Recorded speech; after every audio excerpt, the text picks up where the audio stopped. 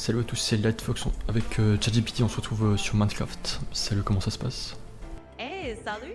Ça se passe super bien de mon côté, surtout avec cet accent québécois que je garde pour l'occasion. Donc, on est prêt pour cette nouvelle vidéo Minecraft. On va s'amuser et explorer ça ensemble. Ouais, exact. Mais là, il y a vraiment une mise à jour, je trouve, parce que le jeu bug plus du tout. Là, c'est complètement stable en 60 FPS depuis la dernière fois. Ah non, là, ça bug un peu. Mais ouais, je suis content, je sais pas ce qui s'est passé. Ah oui, je vois ce que tu veux dire. Des fois, avec une mise à jour, ça vient tout changer et d'un coup, ça tourne super fluide. Et puis d'autres fois, il y a un petit bug ou deux. Mais écoute, si t'es content que ça roule en 60 FPS la plupart du temps, c'est déjà une bonne nouvelle. On va continuer comme ça, puis on va voir ce que ça donne. Ouais, exact. Ouais, Là, j'adore, du coup, on est en novembre, là, c'est ambiance de Noël, donc t'as déjà, du coup, Athènes, ils ont déjà mis des sapins et tout. Enfin, le sapin de Noël, je veux dire, sur la grande place. Tu regardes tous les restaurants, c'est décoré avec des décos Noël et tout. Enfin, j'adore, en période de l'Avent, c'est toujours super agréable. Enfin, j'adore l'ambiance. Ma famille est très Noël, donc nous on fait des Noël très souvent. Et j'adore, et même là, je suis allé au Lidl, petite musique de Noël sympa. J'adore vraiment, ça apporte de la chaleur, je trouve. T'as l'impression qu'il fait chaud, t'as un feu de cheminée. T'as l'impression que tu vas passer un bon moment en vacances avec la famille et tout. exactement. C'est vraiment cette ambiance-là, un peu cocooning, qui donne l'impression de passer un moment super chaleureux avec les proches. Et puis avec la petite musique de Noël en fond, on a vraiment l'impression d'être bien au chaud, même si dehors il fait un peu plus frais. Exact, et là, au Lidl, moi ça fait longtemps que j'ai pas pris de bonnes knackis. Et Oui. quand je suis en Pologne, t'as des knackis un peu de luxe. Je sais pas, j'ai oublié le nom, mais des clou truc, clou KRU, un truc comme ça, avec vraiment une écriture gothique dorée. Et c'est pas sous un sachet sous vide avec de la sauce. Là, c'est vraiment une boîte rectangulaire en plastique, mais tu vois que les knackis, l'emballage est beaucoup plus premium. Et j'avais du mal à trouver ça en Grèce, Athènes. Et là, du coup, au final, j'ai vu des knackis dans des pots. Et je me suis dit, trop bien en fait. Ça me donne beaucoup plus envie de les acheter plutôt que ceux dans les emballages en plastique. Et en fait, elles sont déjà cuites, donc il faut juste les réchauffer 2-3 minutes. Donc je pense que elles sont super bonnes. Donc je vais m'en prendre beaucoup plus souvent, je pense. Et voilà, pour le petit déj, genre là je prenais 3 œufs le matin et un fruit genre une banane. Et là je pense que je vais me faire plus souvent des knackis parce que c'est super agréable, enfin facile à faire et bon. Exactement. C'est super pratique et en plus, si tu trouves ces knackis un peu plus luxe et déjà cuites, ça te simplifie la vie. Donc c'est nickel si ça te donne envie d'en prendre plus souvent, surtout pour varier un peu tes petits déj. 3 œufs, un fruit et de temps en temps des knackis, ça te fait un bon mix facile et agréable. Bah ouais, carrément. Et là je voulais dire... Ouais, je me souviens de mes 18 ans, j'avais ouvert un compte chez N26 parce que c'est Léo Duff qui avait fait une vidéo sponsor sur N26, j'en avais fait plusieurs même. Et je trouve, enfin il est super éloquent, je trouve, Léo Duff. Donc, à l'époque où je commençais, il parlait uniquement d'Apple. Et là j'adore vraiment, c'est vraiment un exemple de sponsor qui a bien marché sur moi, genre... je sais pas, ça m'avait tellement convaincu. Sa manière de vendre le truc, que ouais, c'était ultra simple, c'était enfin une banque moderne et tout, enfin un truc qui donne envie d'utiliser, enfin une appli simple et pas un vieux truc qui demande d'aller sur place ouvrir un compte et tout. Et là, voilà, juste sur l'appli, puis t'envoies la carte par la poste et c'est bon. Et vraiment cette simplicité, c'est l'une des rares sponsors qui a bien marché sur moi. Et maintenant je vois aussi qu'il sponsorise Iwen, qui est le pote de Fuse. Mais pour la partie finance, du coup il fait plein de vidéos sur comment faire du trading sur l'app N26. Ouais, il code plein de petits trucs. Genre il code un algorithme, enfin un bot qui trade à ta place, qui analyse quelques outils, genre le stochastique, j'en sais rien, RSI, le sentiment du marché et tout. Et ouais, il fait plein de petits codages et tout, ou alors il a fait mon poisson rouge trade à ma place, avec un code qui regarde où il se trouve dans l'aquarium. Donc du coup ça, voilà, c'était pour la partie N26. Ah oui, je vois. Donc, en gros, il pousse vraiment le truc assez loin avec ses vidéos sur le trading automatisé sur N26. C'est marrant parce que ça montre à quel point un truc qui était juste qu'une petite pub au début peut inspirer des tas de contenus créatifs et techniques. En tout cas, ça te montre qu'il y a plein de manières de creuser le sujet et c'est assez cool de voir ça évoluer. Bah oui, carrément. Et là maintenant, je suis en train de me faire un palais de mémoire sur mon iPad pour apprendre le grec. Et j'adore, j'ai découvert le principe du palais de mémoire quand j'étais au collège, lycée, avec des articles sur internet, qui a été inventé par un saint, je crois. Je sais plus qui, Saint Augustin peut-être. Et là du coup, enfin j'ai essayé de m'y mettre, mais je sais pas, j'avais pas cette énergie. Genre, je sais pas, j'arrivais pas à m'y mettre vraiment sérieusement, à trouver la bonne motivation et tout. Mais là maintenant, c'est revenu. Et du coup, j'en ai fait pour le grec sur Endless Paper. Donc là, je lis tout ce que je sais. Enfin, du coup, tout ce que j'ai, donc informatique et tout. Et Endless Paper, c'est trop bien parce que tu peux zoomer à l'infini. Et là, voilà, je me suis déjà fait plusieurs trucs, prononciation, salutation, nombre, les articles. Parce qu'il y a 3 genres masculin, féminin, neutre, nominatif, accusatif, quelques vocabulaires de verbes, le verbe être, la structure des groupes A. Et j'adore vraiment, là, je suis vraiment en train de construire mon palais. Et pour la mémoire, c'est extrêmement bon, genre de lier. Moi, j'adore tout ce qui est un peu médiéval, imaginaire et tout. Et vraiment, faut lier tous tes sens, faut lier ton sens architectural, artistique et même tes émotions dans ton palais pour que tu le mémorises au mieux. Faut pas juste que ce soit un truc chiant administratif avec que des nombres, il faut lier ses émotions, ses sentiments et son imagination dedans. Et c'est trop bien, genre tu peux dire ça c'est la structure principale, ça tu peux associer chaque partie à une pièce d'un palais, genre j'en sais rien, la grange, la cuisine, le salon, le jardin, le hall d'entrée, les écuries et tout, genre comme un château médiéval. Et j'adore vraiment, tu peux t'épanouir artistiquement. Et si t'as toujours rêvé d'être un chevalier dans un château ou un truc de n'importe quelle date ou monde imaginaire, n'importe quelle époque, tu peux le faire dans ton monde imaginaire. Et tu lis en même temps ce que tu veux apprendre, donc là en l'occurrence la langue grecque. Et voilà, je suis vraiment content que je m'y mette enfin et aussi sérieusement. C'est juste que ça prend quand même pas mal de temps. Et j'ai pas trop le temps, donc faut vraiment que je m'y mette toute la journée, même que je fasse en même temps que mon boulot. Mais après le soir j'ai plus d'énergie, donc je fais plus. Mais voilà, faut vraiment y passer toute sa journée quand même, parce que ça fonctionne sur la répétition. Oui, c'est clair. C'est un investissement de temps, surtout au début, pour bien installer toutes ces images mentales et vraiment lier tes émotions et ton imagination au palais de mémoire. Mais c'est génial que tu t'y mettes sérieusement, même si c'est un peu long au début. Petit à petit, ça va devenir plus naturel, et même si le soir t'es crevé, ça va quand même porter ses fruits à force de répétition. Bah ouais, carrément. Et ouais, qu'est-ce que tu penses du palais de mémoire? C'est qui l'a inventé? Alors oui, carrément. Le palais de mémoire, c'est une technique qui remonte très loin et on l'attribue souvent aux des penseurs de l'Antiquité, comme Cicéron ou effectivement Saint-Augustin. C'est un outil que les orateurs utilisaient déjà à l'époque pour mémoriser leur discours. Donc c'est vraiment une méthode ancienne, mais toujours super efficace.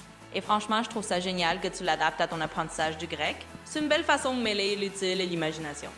Bah oui, carrément, je trouve ça trop cool.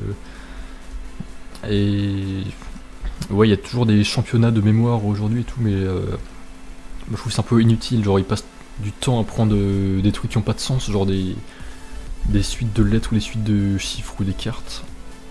Et genre dans leur vie réelle, ça apporte rien du tout, à part passer le concours ou le championnat. Je trouve c'est trop bien de l'appliquer uniquement à ce que tu veux apprendre dans ta vie réelle, genre dans tes études ou un domaine ou une langue. Et lier à la fois l'utile à l'agréable, quoi. Faire un truc qui te soit utile dans la vraie vie, pas juste pour un championnat et juste pas réussir à être sélectionné, du coup tu auras appris tout ça pour rien, quoi. Oui, c'est exactement ça. Tu fais quelque chose qui te sert vraiment au quotidien et qui a du sens pour toi. Le palais de mémoire utilisé de cette manière, ça devient un outil hyper pratique et personnel, pas juste un exercice abstrait. Donc, t'as tout à fait raison de lier l'utile à l'agréable et de l'appliquer à quelque chose qui t'aide vraiment dans la vraie vie. Bah ouais, carrément. Et là, je voulais dire aussi...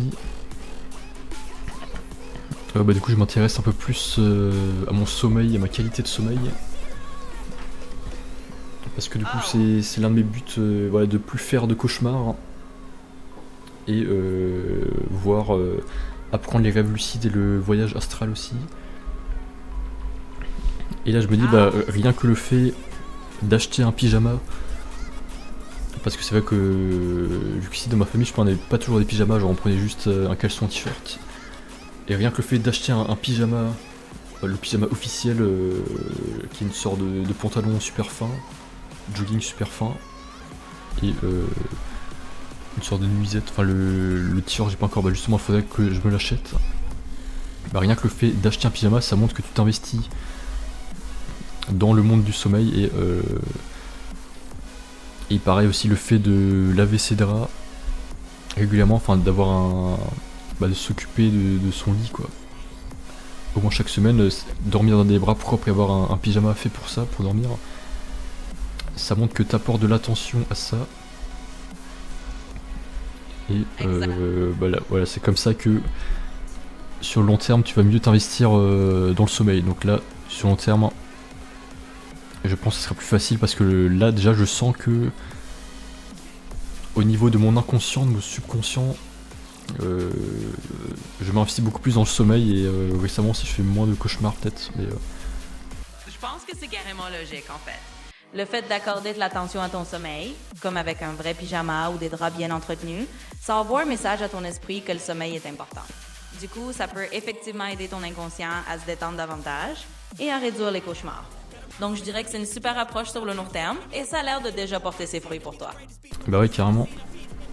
Et là, par exemple hier, depuis 2 jours, j'ai vu, je sais pas quoi faire le soir, alors je rentre le soir, mais j'ai pas envie de travailler, enfin j'ai pas envie de faire mon truc de mémoire, j'ai juste envie de me détendre. Et là j'ai vu sur Netflix qui vient de sortir Last Samurai Standing. Et en pratique, c'est un peu un truc qui ressemble à la Squid Game ou Alice in Borderland. Sauf que ça se passe à l'époque avec... c'est pas un truc moderne, ça se passe à l'époque et... c'est pas un truc qui tombe du ciel qui tue ceux qui sont éliminés, c'est des mecs avec des fusils qui te tuent, donc c'est vraiment avec les moyens de l'époque. Enfin le Squid Game de l'époque. Mais après coup je me suis dit, ah non en fait... Enfin déjà bon, la série est un peu plus naze que les autres, que Squid Game et Alice in Borderland. Et enfin j'ai vu que 2 épisodes. Mais aussi je me suis dit bon en fait j'ai pas envie de voir des images violentes le soir. Après j'ai un peu regretté le soir, je me suis dit en fait j'aurais préféré me préparer à mon sommeil, genre faire une activité calme le soir, genre juste me doucher et réfléchir sur mon lit, ou juste relire mes notes de mémoire pour préparer le sommeil. Et maintenant je me rends compte de l'importance de cette préparation aussi, genre de pas regarder trop d'écran le soir ou pas d'images violentes. Enfin là aussi j'avais écouté plein de clips de musique sur YouTube. Donc je me dis en fait faut que... Maintenant je me dis un peu, bon c'est un peu des conneries Netflix, surtout les trucs violents. Bon évidemment t'as quelques séries bien. Mais ok, tu peux voir en journée ou au début de soirée mais pas à minuit juste avant de dormir. Et justement si j'ai envie d'apporter de l'attention à mon sommeil et faire des voyages astro,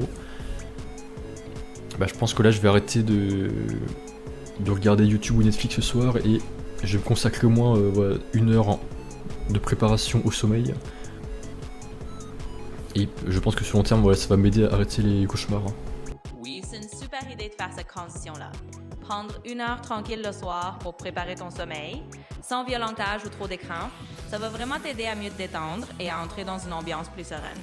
Et c'est clair que sur le long terme, ça va sûrement réduire les cauchemars et t'aider à explorer ces voyages astro. Donc je pense que c'est une super démarche que t'as là. Bah oui carrément, et la série je la trouve un peu naze, la Samurai Standing. Je sais pas pourquoi ils prennent un peu ce stéréotype de héros qui est un mec un peu traumatisé, genre quand ils doivent se battre, lui il a peur de tuer ou il a peur de sortir son sabre, et les autres du coup ils le tuent pas, ils disent qu'est-ce que t'attends, allez tue-moi. Ça a complètement pas de sens, genre juste parce que c'est le personnage principal, On voit même, ils font exprès de pas le tuer et ils attendent de se faire tuer par lui. Alors que le mec il a l'air traumatisé et tout, enfin il a l'air très mou. Et j'en ai un peu marre de stéréotypes de personnes, donc je me dis bon j'en ai marre, je vais arrêter de voir la série. Le scénario est juste naze, ils sont pas investis. Je sais pas, y a rien de ouf à voir un mec traumatisé avec la caméra fixée sur lui 30 secondes, à la suite il fait rien, il a juste peur. Et pourquoi est-ce que c'est lui le perso principal quoi? Pourquoi est-ce que c'est lui qui gagne à la fin? Donc je me dis j'en ai marre de voir ce type de scénario, donc je regarde pas cette série, je la considère comme nulle. Et j'attends de voir des vrais bons trucs qui sortent. Genre des Marvel ou des Disney ou vraiment des bonnes séries, mais il n'y en a pas toujours des bonnes séries, ça sort environ tous les 2-3 mois sur Netflix. Une bonne série que j'ai envie de voir. Oui, je vois ce que tu veux dire. C'est frustrant quand une série tombe dans des clichés un peu faciles et qu'on n'y croit pas trop. Donc, t'as raison de laisser tomber celle-là si elle te plaît pas. Autant garder ton temps pour des séries qui t'apportent vraiment quelque chose. Même si ça veut dire attendre un peu pour trouver un truc de qualité qui vaut le coup. Et en attendant, tu peux justement te concentrer sur tes routines du soir plus calmes et ça te fera du bien. Ouais, carrément. Et quand j'ai appris le grec aussi, j'ai remarqué que la lettre phi, j'avais déjà vu quelque part et je me dis ah mais en fait c'est le logo de Mélenchon, de la France Insoumise. Et effectivement j'ai regardé sur internet quand il a fait ce logo en 2016, je crois il y a 9 ans. Effectivement il a dit que c'est la lettre phi en hommage aux Grecs.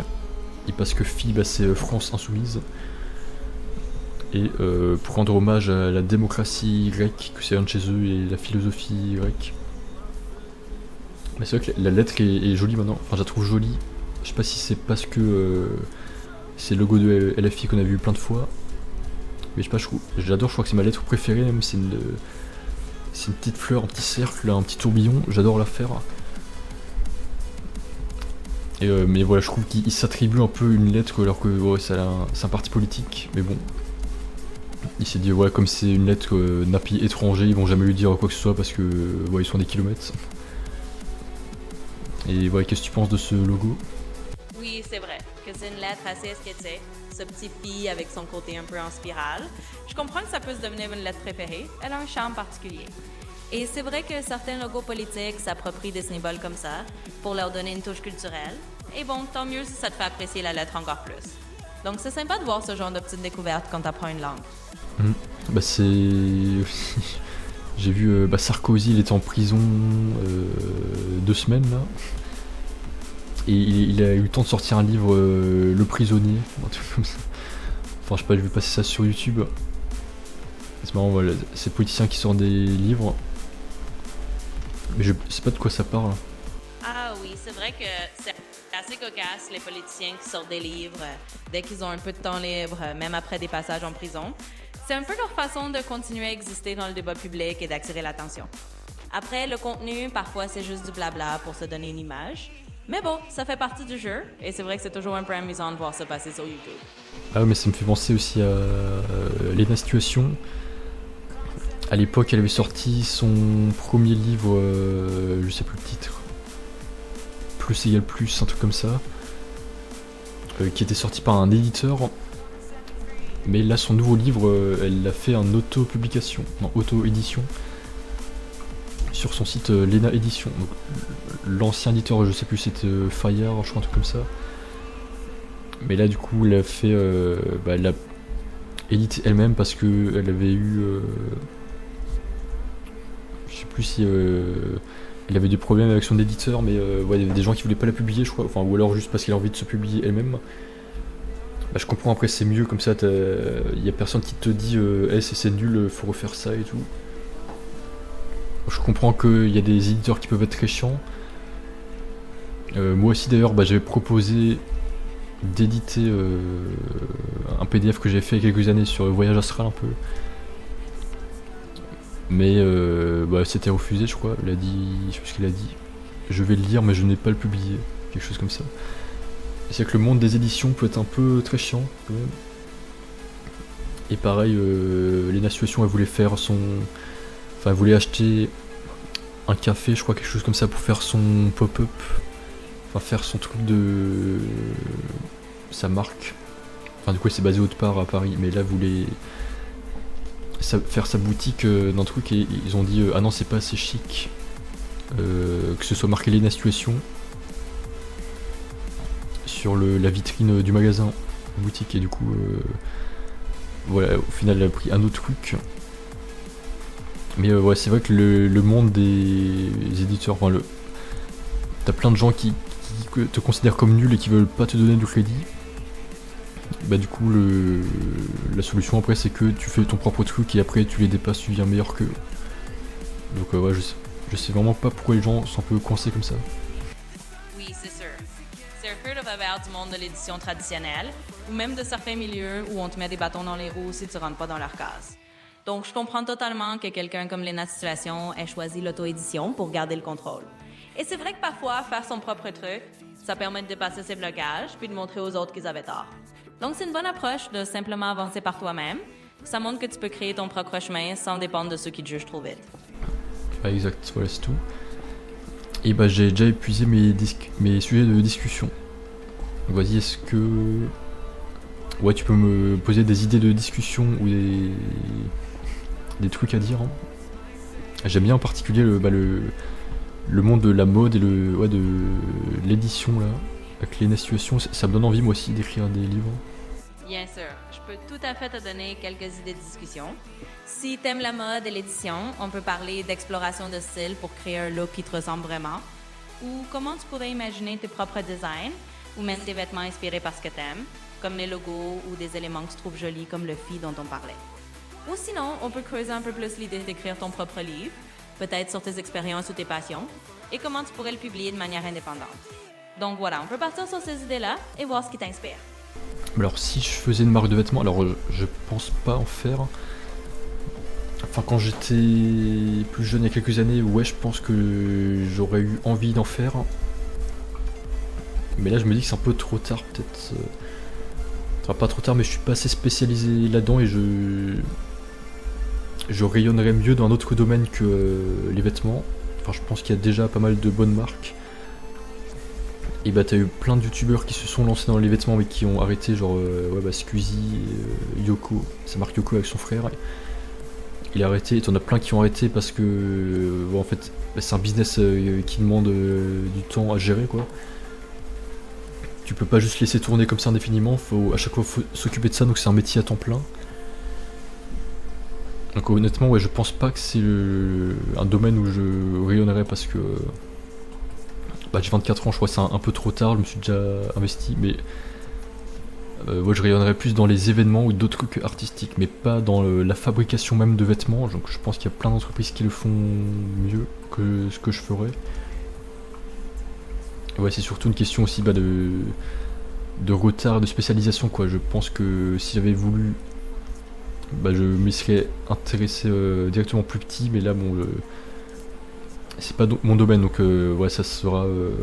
Je vais me faire refouler par tout le monde, par les clients, les fournisseurs et tout, parce qu'ils ont des clients qui sont bien plus avancés. Et ouais, pourquoi pas, par exemple, faire des collaborations avec d'autres marques de vêtements, ouais. Ou, ouais, je vais parler des livres après, mais voilà, qu'est-ce que tu penses de ma réponse ? Je pense que c'est une réponse tout à fait raisonnable. En fait, c'est très lucide de reconnaître où tu te sens vraiment à l'aise et où tu as envie d'investir ton énergie. Si tu sens que tu rayonnerais plus dans l'organisation d'événements ou dans des projets artistiques plutôt que dans la mode, c'est super de le savoir et de te concentrer là-dessus. Et l'idée de faire des collaborations avec des marques existantes, c'est une excellente alternative. Comme ça, tu peux ajouter ta touche sans avoir à tout gérer de A à Z. Donc honnêtement, c'est une stratégie intelligente et ça te permet de rester dans un domaine qui te passionne vraiment. Ouais, tu peux me reposer la question sur les livres hein. Alors, du coup, pour la question sur les livres, si tu avais envie d'écrire quelque chose, est-ce que tu imaginerais plutôt un livre qui parle de tes expériences personnelles, peut-être autour de tes apprentissages comme les voyages astro, ou quelque chose de plus créatif comme un récit fictif? En gros, quel genre d'idée te viendrait en tête si tu voulais vraiment te lancer dans l'écriture d'un livre? Oula, bon, une autobiographie, je pense pas. Mais après, ouais, bah, j'ai essayé aussi quand j'étais plus jeune d'écrire des romans, genre des trucs fictifs, parce que j'adore les mondes imaginaires, mais en fait, je pensais pas que j'aurais pas assez d'imagination pour ça en fait. Enfin, ouais, j'ai pas réussi à m'épanouir dans le. Enfin, j'ai eu le syndrome de la page blanche, quoi, j'ai jamais réussi à faire plus que quelques lignes. Mais c'est marrant quand t'observes les autres, quand tu vois des écrivains faire ça, t'as l'impression, moi en fait je ferais ça beaucoup mieux que lui. Mais en pratique, au final tu sors rien, donc en fait, c'est déjà pas mal ce qu'ils font les autres. Mais une autobiographie, je pense pas, mais après,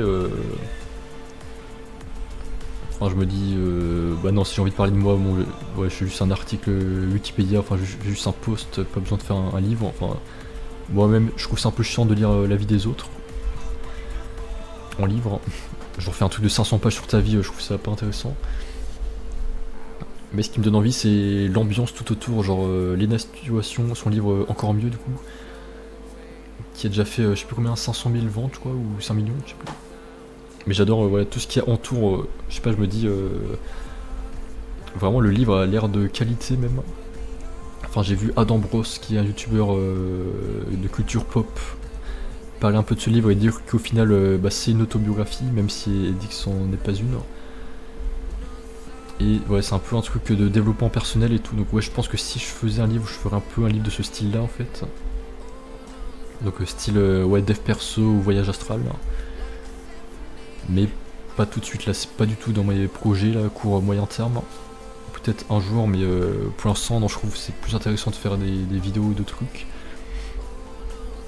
Mais vraiment, j'adore ce qu'il a fait avec son livre. Genre, déjà son site Lena Édition, je trouve super cool. C'est son frère qui l'a fait. Et j'adore vraiment la charte graphique, les gros boutons et tout. Enfin, c'est vraiment super soigné. Je trouve ça super harmonieux et tout. Et j'adore comment c'est quali. T'as l'impression que le livre il sent bon. T'as envie de le sentir, le prendre et tout. Les pages et tout. T'as vraiment l'impression que c'est un. Ouais. Elle a mis tout son cœur et son amour dedans, donc j'ai même envie de me l'acheter, mais là faudrait que je me le commande, je suis même pas si loin en Grèce.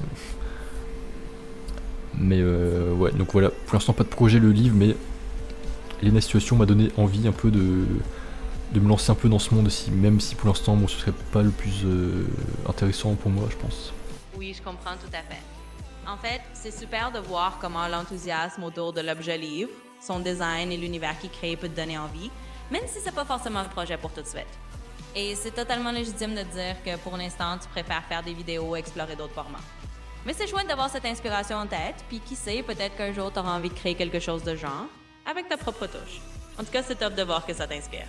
Ouais, carrément, et t'as un autre sujet de discussion? Bien sûr. On peut partir sur un autre sujet sans souci. Peut-être quelque chose autour de l'organisation d'événements, vu que tu as mentionné que c'était plus ton domaine. On pourrait parler de comment tu imaginerais un événement parfait, ou si tu as déjà des idées d'événements artistiques que tu voudrais organiser à l'avenir. Ou sinon, on peut parler d'une toute autre passion, comme les jeux vidéo ou la musique, si tu veux changer complètement de registre. Dis-moi ce qui te tente. Non, les jeux vidéo, non, j'en ai un peu marre de tout ce qui est virtuel, digital sur l'écran.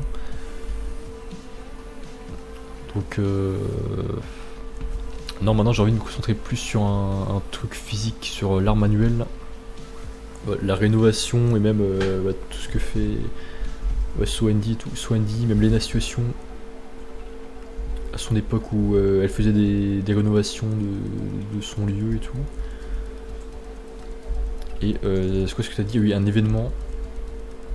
Mais un événement en fait c'est un peu dur à imaginer parce que en soi tout est un événement dans la vie, donc c'est un peu dur de définir ce que c'est.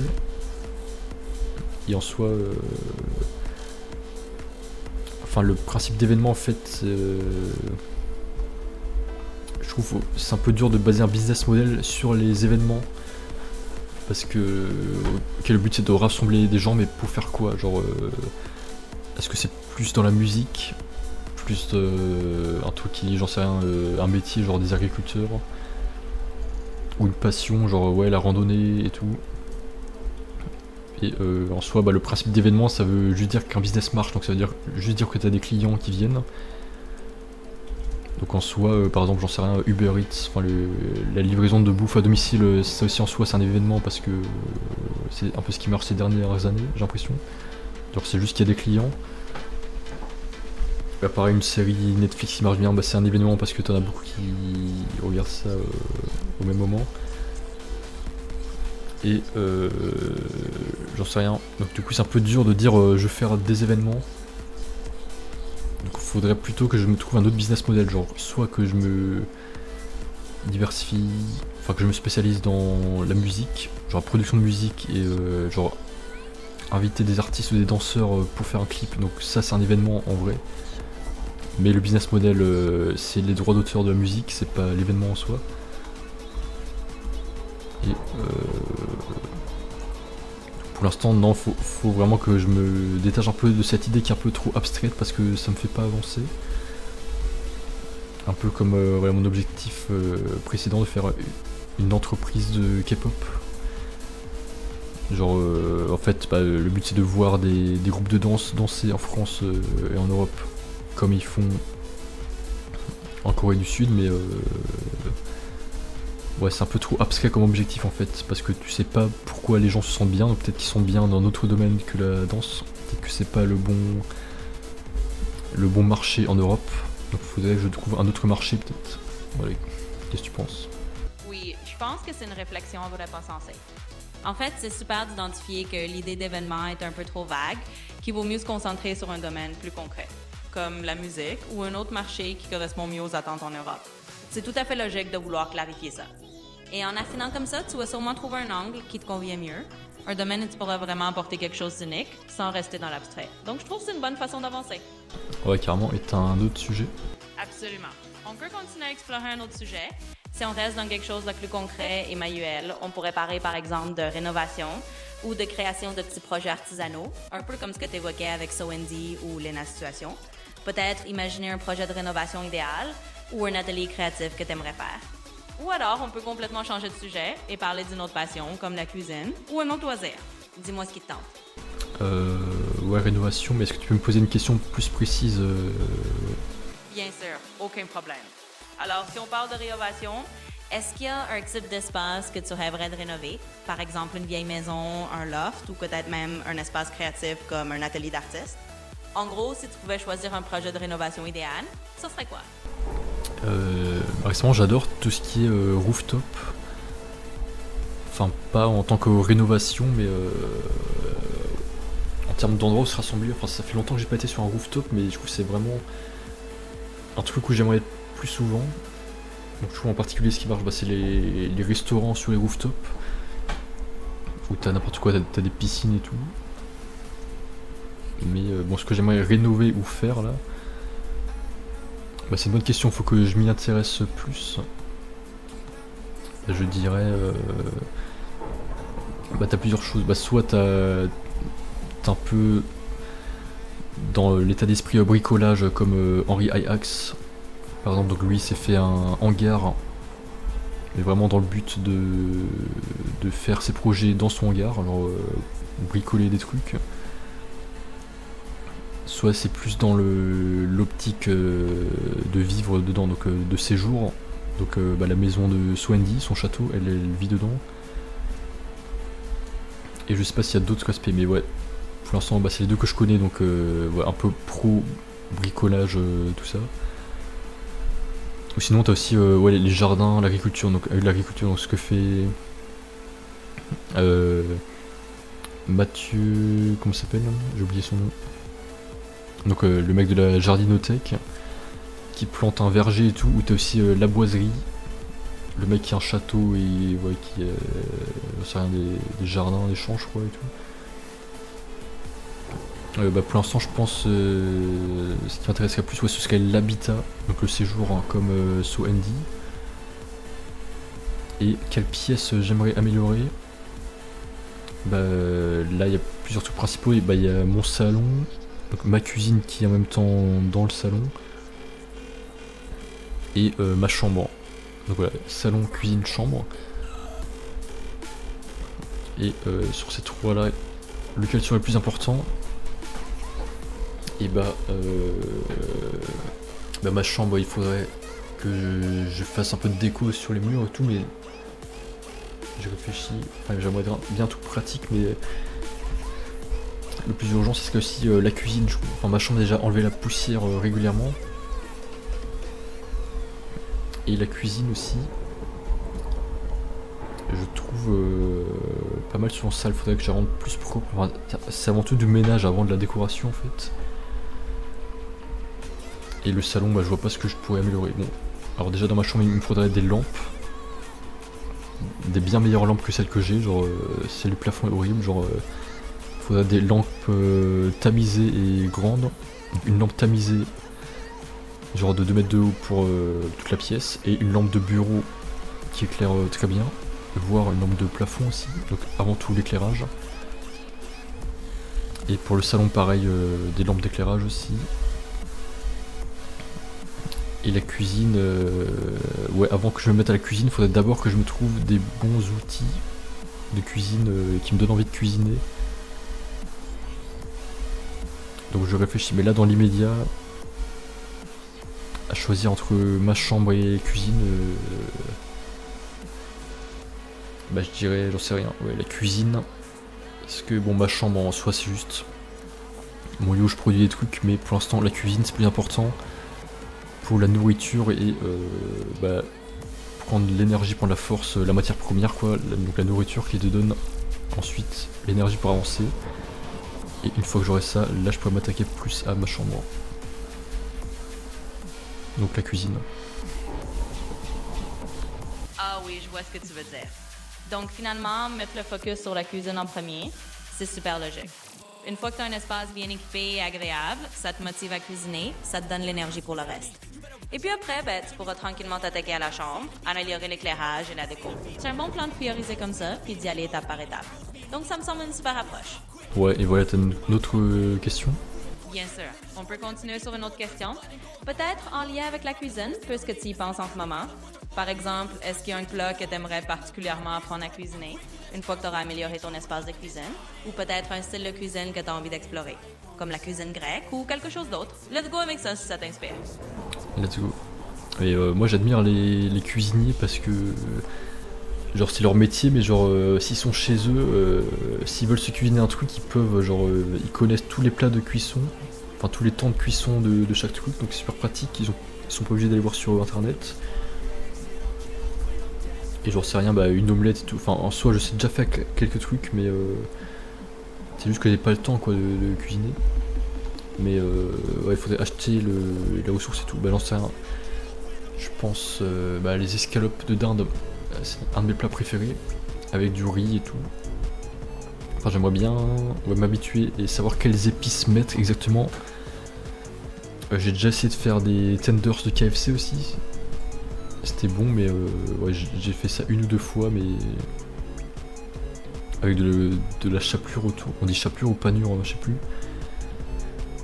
Et bah s'il y avait un plat, bah je sais pas, bah, j'aime bien tout ce qui est salé.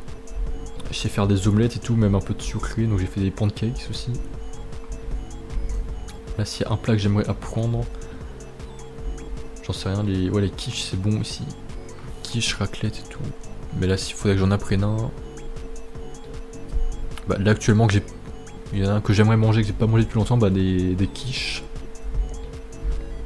Alsacienne, quiche Lorraine, ah oui j'adore ça, les quiches Lorraine. J'aimerais bien savoir faire ça. La quiche Lorraine, c'est un très bon choix.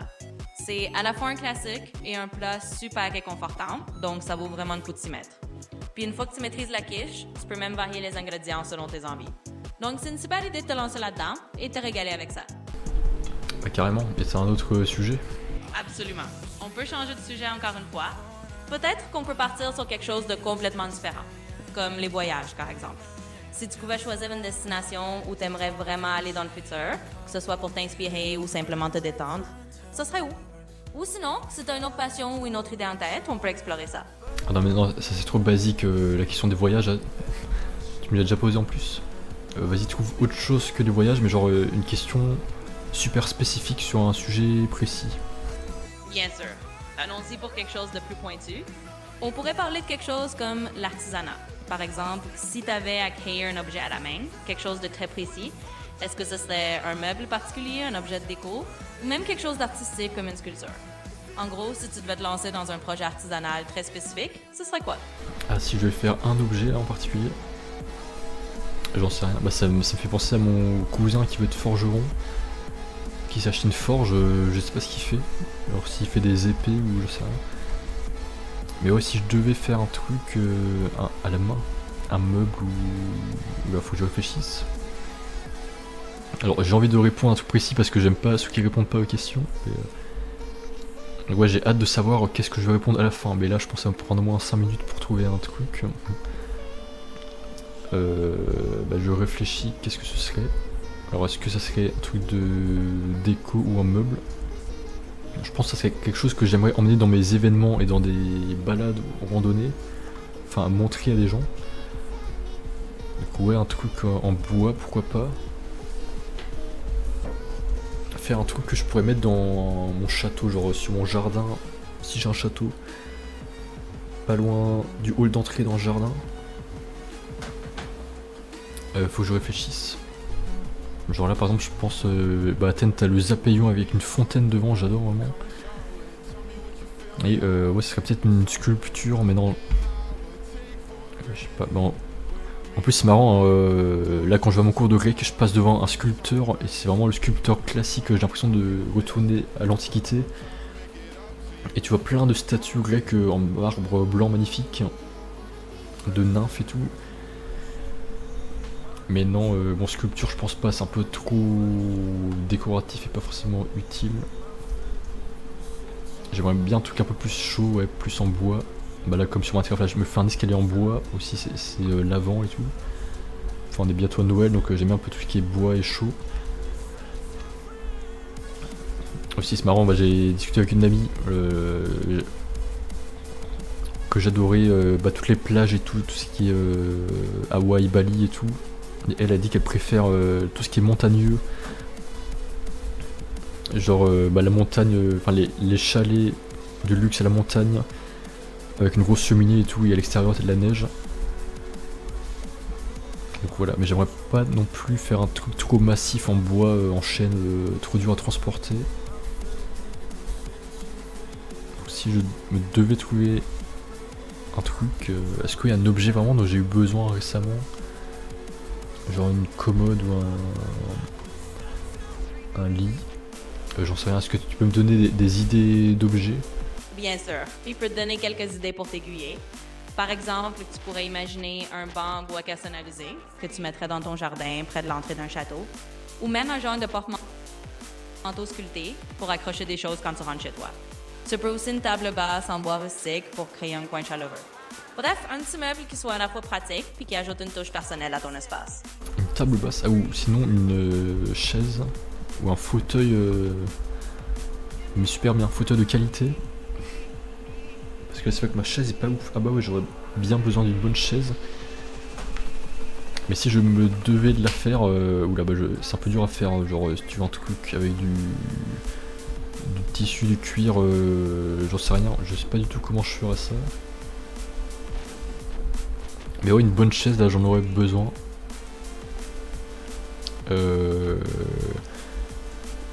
Et dans ta question, est-ce que c'est... quel serait mon objet idéal que je pourrais faire ou quel objet concret je pourrais faire là? Oui, exactement. C'est un peu ça. En gros, l'idée, c'est de voir quel objet tu aurais envie de réaliser toi-même, si tu avais les moyens ou l'envie de te lancer dans un projet artisanal. Donc, une chaise ou un fauteuil de qualité, c'est une super idée, surtout si c'est quelque chose dont tu as vraiment besoin. Ça peut être un beau défi de créer un fauteuil confortable et unique, même si c'est un projet un peu ambitieux. En tout cas, c'est chouette d'avoir ça en tête. Bah là, ce que j'adore récemment, c'est sur la vidéo d'Andy, là, mais c'est Conforama qui lui a donné, c'est un canapé en U. Un gros canapé clair, je sais pas si c'est en velours ou quoi. Alors bah ça j'aimerais bien l'acheter mais pas forcément le faire. Enfin parce que c'est super long à faire. Et ça serait pas du tout. Enfin c'est pas du tout ma spécialité quoi. Enfin j'aimerais bien en tout cas l'avoir ou l'acheter. Mais là, ouais il y a longtemps aussi sur YouTube j'avais vu Core Bed qui est des lits coréens. C'est une marque de lit coréen qui fait des lits et la vidéo était super cool. Tu vois vraiment la fabrication du lit. Genre il y a au moins j'en sais rien une dizaine ou une vingtaine de couches différentes. Et vraiment ça a l'air à la fin ça a l'air super confortable, moelleux et tout. Donc ça c'est le lit. Et pareil j'avais vu une vidéo aussi comment ils fabriquaient les ancres des navires. Avec tous les maillons en fer. Et vraiment t'as 10 000 étapes, genre c'est de l'acier et tout, ils le mettent après le trempe dans des liquides, genre un bassin liquide dont la composition vaut 100 000 € à faire, un truc chimique, pour lui faire une couche pour pas qu'il rouille dans la mer. La vidéo était vraiment super bien faite, ça m'a ouvert les yeux sur la grandeur du monde de la construction un peu, et des usines. Et pareil, j'ai vu une vidéo de Looking For aussi, qui est un youtubeur, sur les nouveaux chantiers des tunnels en Europe et tout. Là aussi ça m'a ouvert les yeux sur la grandeur du monde du génie civil et de la construction. Mais bon, si je devais faire un objet là, une chaise ou un lit, mais ça me semble un peu trop gros pour une première fois pour un objet. Mais dans le mood idéal, pourquoi pas. Ou alors une sorte de vêtement, un truc, mais non, c'est pas vraiment la construction. Donc à choisir là, je dirais du coup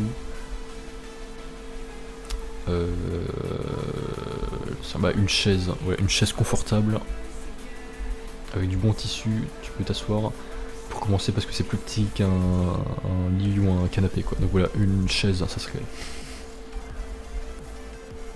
mais une chaise stylée, genre avec des bons matériaux, qui tient longtemps, genre 5-10 ans, et qui a un style, pas un truc d'Ikea avec une table basse où tu tournes les pieds, mais un bon truc, donc ça va demander un peu de menuiserie quoi, enfin un truc un peu en bois. Ouais, donc voilà, bois, tissu, cuir, plume, j'en sais rien comment on fait une chaise, mais voilà, un truc comme ça. Ah oui, je vois très bien. Donc, une belle chaise confortable avec de bons matériaux et un style un peu unique, ça fait un super projet artisanal. Et c'est parfait pour commencer, comme tu dis, parce que c'est plus petit qu'un lit ou un canapé, mais ça reste un vrai défi de menuiserie. Donc, c'est une super idée, et je pense que ce sera un chouette projet à réaliser si un jour tu t'y mets. Carrément, voilà, je suis content d'avoir répondu. Et ensuite, as-tu une nouvelle question, devinette ou voilà? Alors, qu'est-ce qui a des clés, mais n'ouvre aucune porte? On va voir si tu trouves. Ah, qu'est-ce qu'il y a des clés mais qui n'ouvrent aucune porte? J'en sais rien. Ça me fait penser à The Witcher, là, ils avaient... pareil, dans la dernière saison, il y avait une devinette. C'était ce que j'aime, je ne le porte pas. Un truc comme ça. Et après, la réponse était je suis un père, hein, I'm a father. Et voilà. Mais là, qu'est-ce qu'il y a des clés mais qui n'ouvrent aucune porte? Voilà, j'en sais rien. Est-ce que tu peux m'aiguiller un peu sur la réponse? Bien sûr. Je te donne un petit indice. Pense à quelque chose de musical. C'est quelque chose qui a des touches ou des notes, mais pas du tout. C'est une partition. Exactement, c'est ça. Une partition ou un piano, ça a des touches, des clés, mais ça ouvre aucune porte. Bravo, t'as trouvé. Ah ouais, parfait. Et t'as autre chose, enfin pas une devinette, mais une question, comme dans le style précédent, voilà, du type voyage astral, mode, construction, projet, n'importe quoi. Bien sûr, je peux te proposer quelque chose dans cet esprit. Par exemple, si on part sur l'idée du voyage astral, est-ce qu'il y a un endroit particulier, que ce soit un lieu réel que tu connais ou un lieu imaginaire, où tu aimerais voyager en pensée ou en rêve lucide? En gros, si tu pouvais explorer un endroit juste par l'esprit, ce serait lequel? Oula, j'en sais rien, mais Mark O'Byrne, du coup, qui raconte ces trucs, qui dit que il peut visiter à la fois le monde physique et d'autres mondes supérieurs, mais du coup, comme on a oublié la mémoire des mondes supérieurs, je sais pas à quoi ça ressemble, donc ça se trouve il y aurait plein de beaux trucs, plus beaux que dans le monde physique, dans d'autres mondes. Mais ce que j'aimerais avant tout ressentir dans le voyage astral, c'est l'absence de souffrance du corps terrestre. Donc c'est retrouver le bien-être corporel. Enfin, c'est ce paradis quoi, t'as pas de souffrance, pas de maladie, t'as pas de défaut en fait. Genre un corps physique, genre rien que le fait d'avoir une mauvaise vue, des lunettes, ça c'est un défaut. Tu peux pas voir à des kilomètres. ou j'en sais rien, tu peux avoir une maladie, ou parfois t'es un peu trop froid, trop chaud, genre même des trucs tout cons.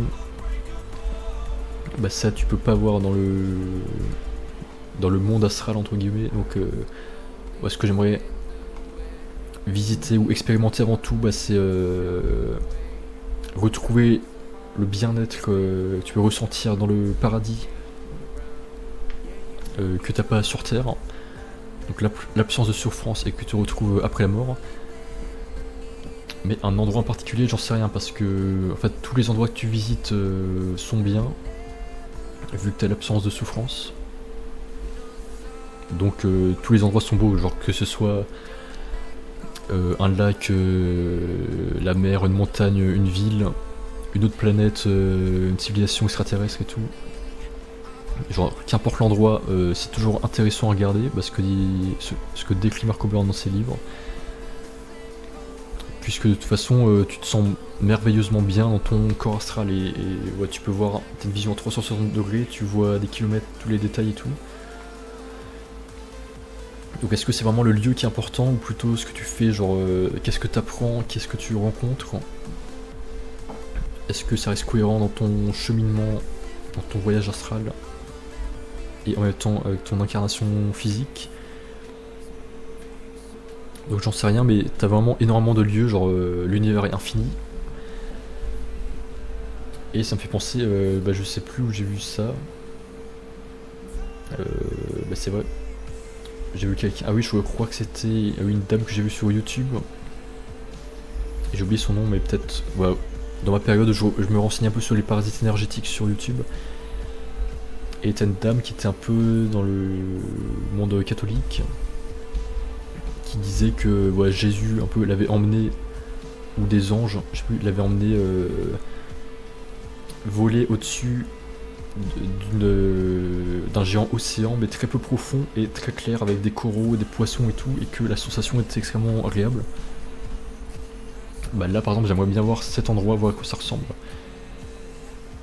Mais comme dit Mark Ober, le monde est extrêmement grand et j'en sais rien si ouais, c'est possible de retrouver exactement tel endroit spécifiquement qu'il y avait une personne, ou ça sera forcément un endroit différent qui ressemble un peu mais pas exactement le même. Et j'en sais rien vraiment si c'est possible dans le monde astral d'avoir des coordonnées précises d'un endroit. Parce que vraiment c'est aussi un peu le monde de l'illusion, genre tu sais pas si t'es au bon endroit, dans la bonne dimension et tout.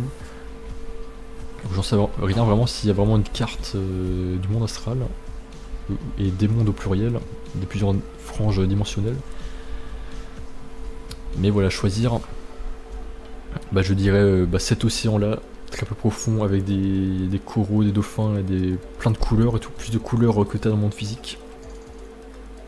Et voir cet océan que découvrir cette dame que j'ai vue qui survolait ça quand elle était je crois accompagnée par des anges ou par Jésus ou je sais plus. Donc voilà, voir cet endroit là. Et aussi c'est marrant, quelques années je voulais faire une sorte d'entreprise qui lie toutes mes entreprises qui s'appelle UU Labels, qui lisait mes groupes de discussion, ma chaîne Lightfox et tout. Et comme charte graphique un peu, j'avais décidé de mettre un peu l'océan, donc UU Labels, avec un peu un fond que j'avais fait sur Photoshop de sable un peu, et une couleur jaune, un peu comme UU Labels, la couleur de la joie et de la créativité. Et pour moi c'était un peu, voilà, un peu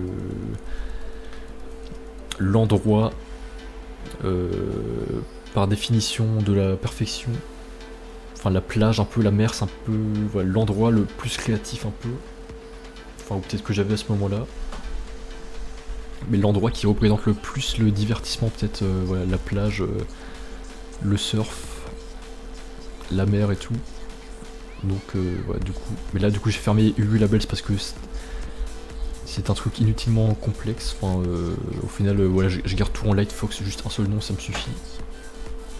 Et de toute façon j'ai fermé mes groupes de discussion, donc j'ai fermé ça, mais voilà. Donc je réponds à la question, si je devais visiter un endroit dans un voyage astral, ça serait cet endroit là qui a vu cette dame quand elle survolait la mer très peu profonde, avec les coraux, les poissons et tout, parce qu'elle a dit que c'était vraiment magnifique, donc j'aimerais bien voir par exemple ça, à quoi ça ressemble en voyage astral. Ah oui, c'est une belle image. Je vois le genre. Donc, cet endroit avec une mer peu profonde, des coraux puis toute cette beauté, ça donne vraiment envie d'explorer ça en voyage astral.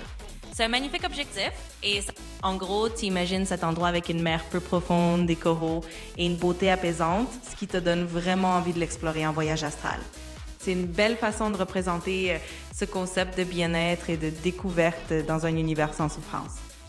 Voilà ce que ça évoque. Ouais, carrément. Et un autre sujet là, il me reste 15 minutes de ChatGPT. Avec plaisir.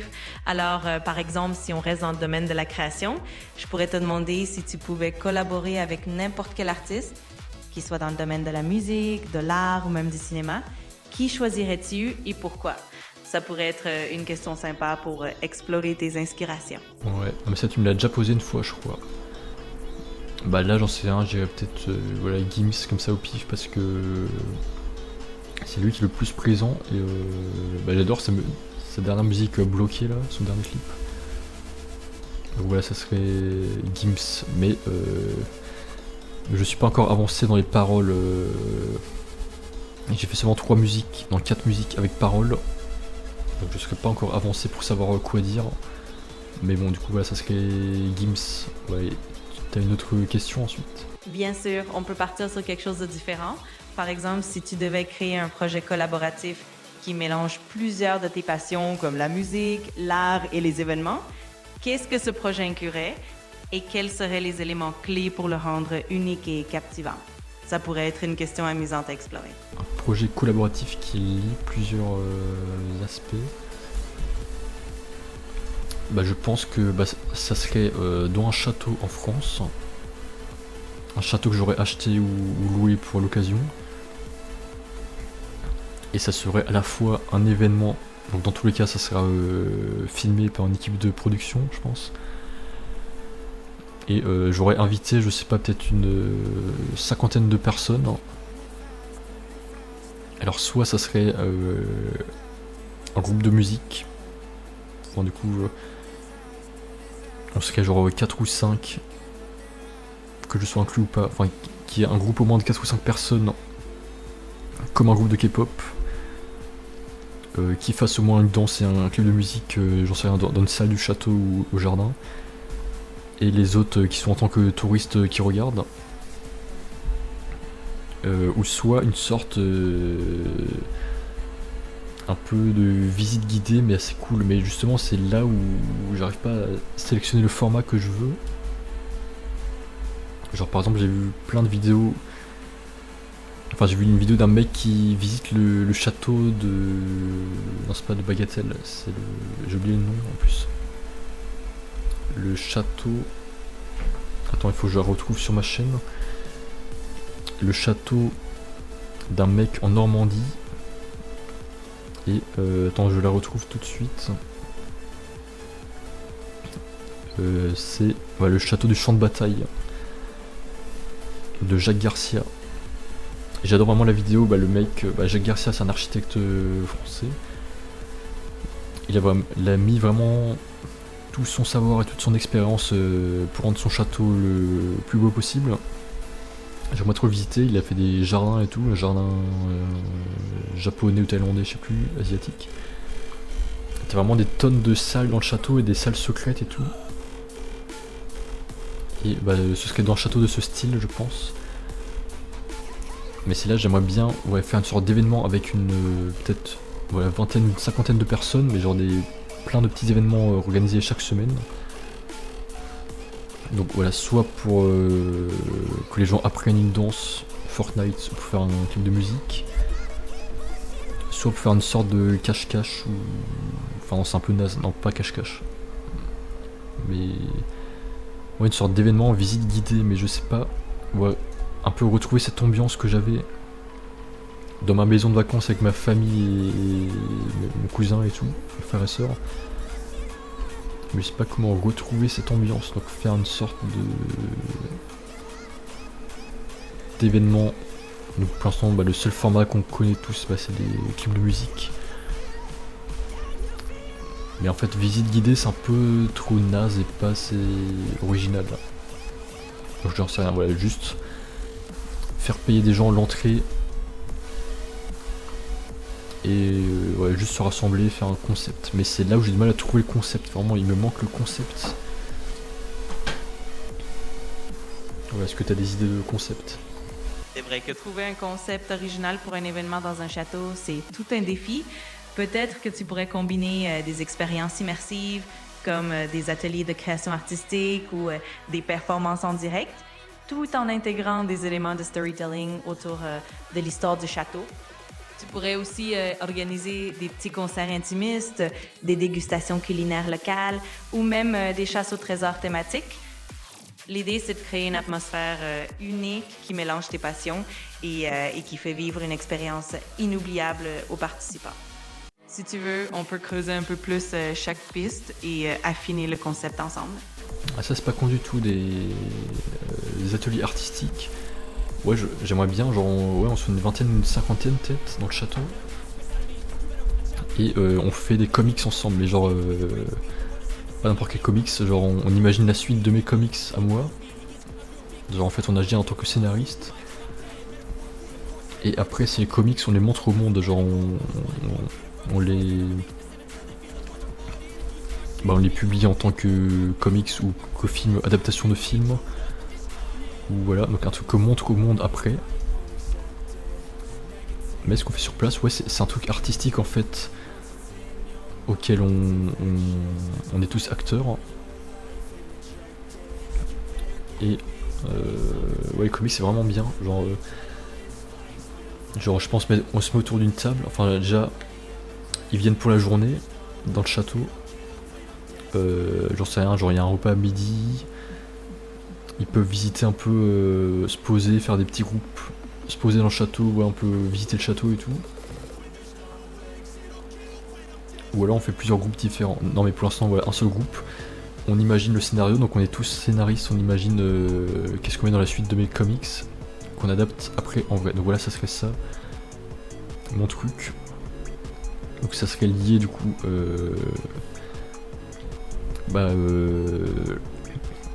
le truc réel, donc le château,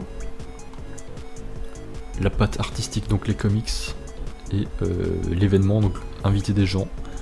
Ouais, c'est juste qu'il manque la musique, mais pour l'instant,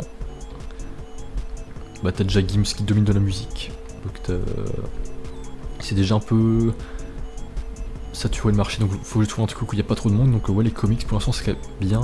Et justement j'ai encore des idées de suite de comics. Et justement j'ai eu l'idée de transformer mes comics en images générées par ChatGPT justement. Et d'en faire des vidéos ou les faire sur mon site, mais j'ai pas eu le temps de les faire encore. Mais comme je trouve que ChatGPT fait extrêmement bien mes miniatures en mode cartoon, bah j'aimerais faire ça pour mes comics. Et du coup voilà, la réponse à cette question, bah ça serait voilà, inviter une cinquantaine de gens dans un château type château du champ de bataille en Normandie, et qu'on soit tous scénaristes, qu'on ajoute tous une patte pour faire une petite histoire de comics, et qu'on adaptera ensuite en film avec des vrais acteurs qu'on tourne dans le château ou ailleurs, genre sur une plage ou j'en sais rien, ce qu'auront imaginé les gens, ou que ce soit juste en dessin ou en image générée par ChatGPT et qu'on publie, mais quoi, qu'on le publie par un truc qui fait du bruit, genre je sais pas, un éditeur connu ou sur une chaîne connue, ou que ce soit ma propre chaîne Lightfox mais qui est pas encore assez développée. Voilà, donc qu'est-ce que tu penses de cette réponse? Je trouve que c'est une idée super intéressante et vraiment créative. Combiner un lieu historique comme un château avec une démarche collaborative autour des comics, c'est vraiment original. L'idée de faire participer les invités en tant que scénaristes, puis de transformer tout ça en contenu publié ou en film, ajoute une dimension très immersive et collaborative. Ça permet de créer une communauté autour de ton univers et d'apporter une touche unique à chaque projet. Je pense que c'est un concept qui a beaucoup de potentiel et c'est une belle façon de mêler tes passions et de les partager avec d'autres. Bah, je suis vraiment content de cette idée là, je l'ai eu sur le coup avec ta question ChatGPT. Ouais, j'avais pas eu cette idée avant, donc là c'est bien.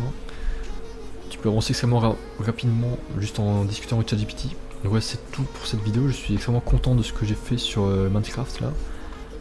Ce petit escalier en bûche, enfin ce petit jump, je réfléchis que ce soit un jump à risque là, avec un espace entre chaque bloc, ou si je fais un escalier continu juste pour l'agréabilité de la marche quoi. Mais en tout cas la déco je suis assez content, là j'ai fait un truc assez simple, avec des bûches, des lanternes, des petits feuillages, des feuillages, ça rajoute vraiment tout. C'est vraiment joli, je réfléchis si je vais continuer jusqu'au sol là en bas ou pas. Ça fait super plaisir de voir que tu es inspiré et que ça te donne des idées nouvelles. Et c'est vrai que discuter avec moi peut souvent ouvrir de nouvelles perspectives.